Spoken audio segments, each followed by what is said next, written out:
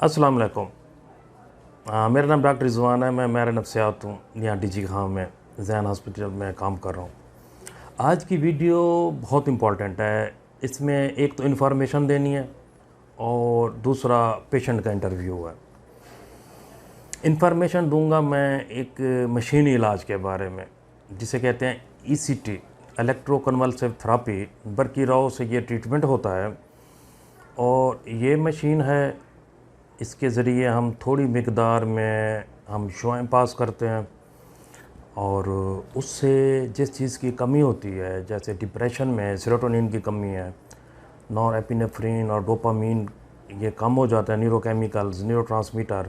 तो इस मशीन का काम यही है, ये जाके वहाँ पे ये स्टिमुलस पैदा करती है जहाँ से वो केमिकल रिलीज़ होते हैं और पेशेंट जल्दी ठीक होता है।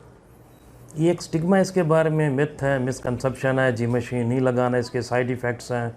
स्टडीज़ जो हुई हैं इसके मुताबिक इसका कोई साइड इफ़ेक्ट नहीं है।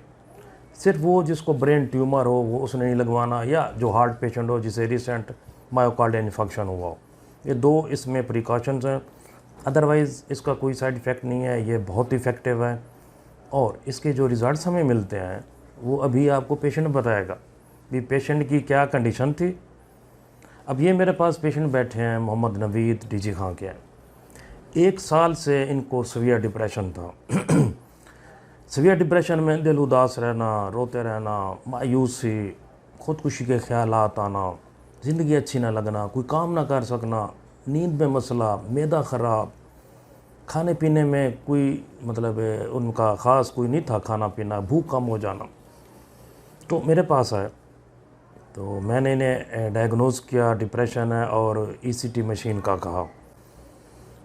अब आप इनसे पूछ लीजिएगा भी 5 मशीनें इन्होंने लगाई हैं, सिर्फ 5 मशीनों के बाद ये पेशेंट ने 80% इम्प्रूव किया है, 80%, और कोई साइड इफ़ेक्ट भी नहीं है। आपके सामने बैठा है, इसका कोई नुकसान भी नहीं है, लेकिन रैपिड रिकवरी है, मरीज़ जल्दी ठीक हो जाता है। ये मशीन मैंने इसलिए यहाँ डीजी खां में रखी हुई है ताकि यहाँ के लोगों के लिए मैं फैसिलिटेट करूँ, और एक्सपेंसिव भी नहीं है, गरीब पेशेंट के साथ भी डिस्काउंट है। ठीक है, अब हम सुनते हैं पेशेंट की ज़ुबानी और उनके अटेंडेंट हैं, उनके भाई हैं भी, उनको यहाँ पे ये मशीनी इलाज करना उनका कैसा एक्सपीरियंस रहा, कैसा लगा उनको। अब मैं दे रहा हूँ माइक पेशेंट को। माइक साहब। मेरा नाम मोहम्मद सलीम है। ये छोटा भाई है मेरा मोहम्मद नवीद। हम डीजी खां से ताल्लुक़ रखते हैं। हम अरसा तकरीबन 1.5 साल से इसका इलाज करा रहे हैं। मुल्तान भी दिखाया है हमने, बहावलपुर भी दिखाए हमने, मगर ये सही नहीं हो सका। जब से डॉक्टर साहब का पता चला है डीजी खान में ये मशीनी इलाज आया है, इस हमने डॉक्टर साहब के पास आए हैं और इलाज करवाया है।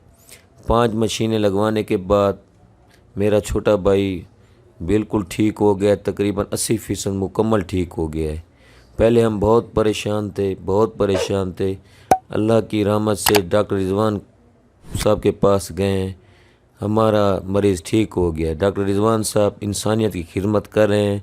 आप तमाम भाइयों से गुजारिश है, जो भी डिप्रेशन के, ज़हनी दबाव के जो भी मरीज़ हैं, इधर आएँ और फ़ी सबीलिल्लाह मदद भी करें। जो गरीब पेशेंट हो उसका ख्याल भी करते हैं और मोहब्बत भी करते हैं। ये मेरा भाई नवीद बैठा है।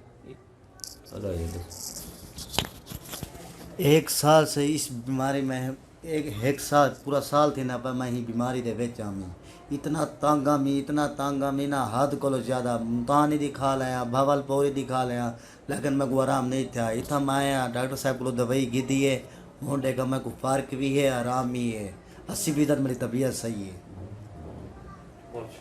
सलाम। हाँ जी, सुन लिया आप लोगों ने पेशेंट के कितना सेटिस्फाइड हैं। मुल्तान भी दिखा है, बहावलपुर भी दिखा है, कहीं से इनका डिप्रेशन ठीक नहीं हो रहा था। जब मैंने इनकी हिस्ट्री ली तो मैंने इनको एडवाइस किया भी ECT लगवाएं, बरकी राव का इलाज कराएं, इससे मरीज़ जल्दी ठीक होता है, रैपिड रिकवरी है इससे। 80% ठीक हो गए हैं 10 दिन में। 5 मशीनें हमने लगाई हैं 1 दिन छोड़ के। रिज़ल्ट आपके सामने है, कमेंट्स आपके सामने है, मशीन वो रखी है। थोड़ी सी मिकदार में हम इसमें शौक़ के ज़रिए हम ये इलाज करते हैं और इसका कोई साइड इफ़ेक्ट नहीं है, कोई नुकसान नहीं है। अमेरिका, लंदन रिकमेंडेड है ये ट्रीटमेंट किन पेशेंट के लिए? सीवियर डिप्रेशन हो, ख़ुदकुशी के ख़्यालात आते हों, मरीज़ में रिस्क ऑफ सेल्फ हार्म और हार्म टू अदर्स, अपने आप को नुकसान पहुंचाने का या किसी और को।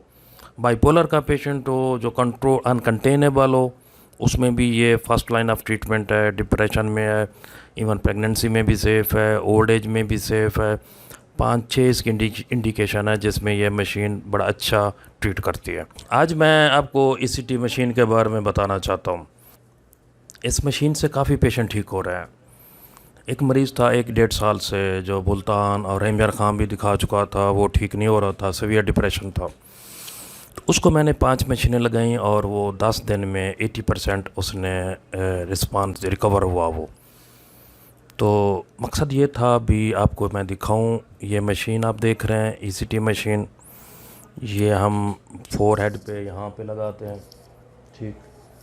150 milliampere to 300 milliampere इसमें वोल्टेज होती है और ये हम 3 to 5 सेकंड्स तक हम पेशेंट को लगाते हैं। पेशेंट NP होना चाहिए, खाली पेट हो, खाए पिए बगैर। तो उसके बाद थोड़े से उसमें जर्की मूवमेंट्स आते हैं, up to 30 seconds, 20 to 30 seconds. थोड़ी देर बाद उसे हम आराम लिटा देते हैं। इसका मकसद, इसकी इंडिकेशन क्या है? इंडिकेशन ये है भी वो पेशेंट जो ठीक ना हो रहे हो, सीवियर डिप्रेशन हो विद साइकोटिक सिम्टम्स हो, पेशेंट दवाई ना ले रहा हो, पेशेंट सुसाइडल हो, खुदकुशी के ख्यालात आ रहे हो, उसमें इसका बहुत अच्छा इसमें रिस्पांस मिलता है।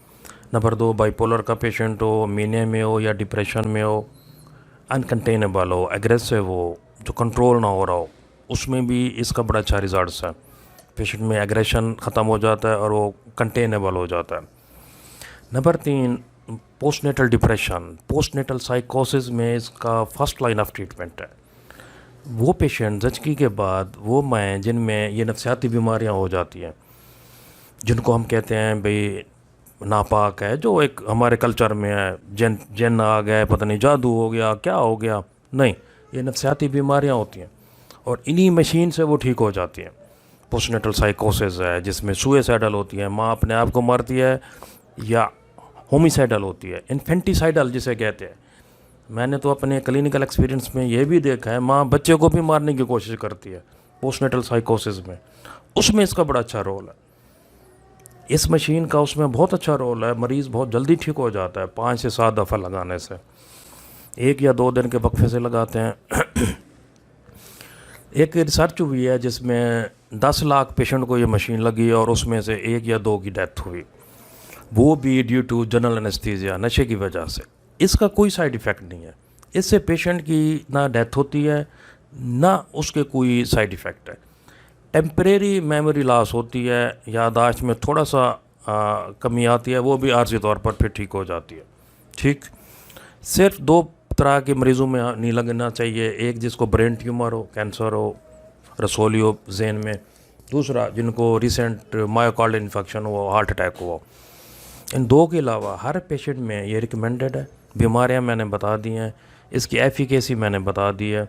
5 मशीनें लगाने से पेशेंट 7 to 80% इम्प्रूव कर जाता है, रिस्क बहुत कम हो जाता है। ओल्ड एज में अच्छी है, प्रेगनेंसी में भी इसकी इंडिकेशन है। पेशेंट दवाई ना ले रहा हो, दवाई का असर ना हो रहा हो, रेजिस्टेंट केसेस में बहुत अच्छा इसका इलाज है। सो हमने अब इसको प्रमोट कर रहे हैं। जी हाँ, में ये इस इलाज को, जैसे ये अब्रॉड यूज़ होता है UK USA में, तो यहाँ पे भी इसके बारे में आगाही का मकसद ये है कि आप लोगों को इसके बारे में पता चले। ये पार्ट ऑफ ट्रीटमेंट है, ये इम्पॉर्टेंट ट्रीटमेंट है, इसका कोई नुकसान नहीं है, सिर्फ़ और सिर्फ फ़ायदा है। ठीक हो गया, बीमारियां मैंने बता दी हैं और इसकी एफिकेसी बता दी है। पेशेंट को मैंने लगाई है, 10 दिन में वो ठीक हो गया है। सिर्फ़ और सिर्फ ECT मशीन से मरीज़ बहुत जल्दी ठीक हो जाता है और इसका कोई नुकसान भी नहीं है। ये आप वीडियो लाइक करें, शेयर करें ताकि दूसरे लोगों तक मेरा पैगाम पहुँचे। आएँ यहाँ जैन हॉस्पिटल में, DG खां में बड़ा अच्छा इलाज हो रहा है और पेशेंट के साथ कंसेशन भी हो रही है। इंशाल्लाह सारे ठीक हो जाते हैं और दुआ भी देते हैं। Thank you so much.